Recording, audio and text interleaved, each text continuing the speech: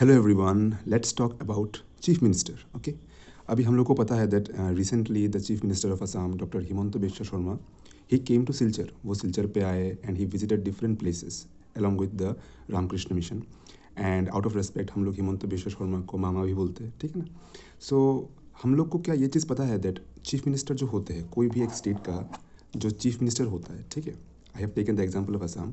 वो chief minister किसके part होते हैं? Because in the democracy okay, there are three important things जो हमको पता होना चाहिए। एक होता है लेजिस्लेचर, एक होता है executive and the other one is the judiciary, right.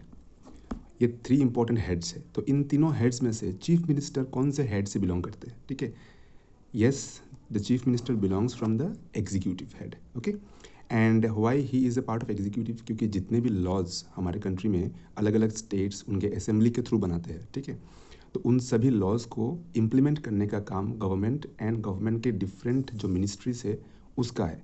And the head of the government is the chief minister.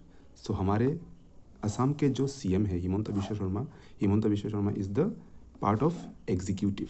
And to give you some extra information, the chief minister जो होते हैं, ठीक है, उनके बारे में हमारे इंडियन कॉन्स्टिट्यूशन में कहाँ पे बोला गया है? Yes, in the Indian constitution as per article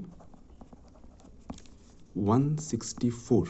हमारे कंट्री में जो हमारा कॉन्स्टिट्यूशन है उस कॉन्स्टिट्यूशन में आर्टिकल 164 में पूरा अच्छे से दिया हुआ है कि हमारे कंट्री में हर एक स्टेट का एक चीफ मिनिस्टर होना पड़ेगा।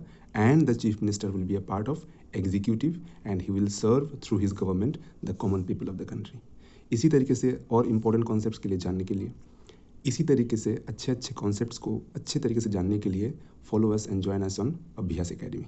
Thank you.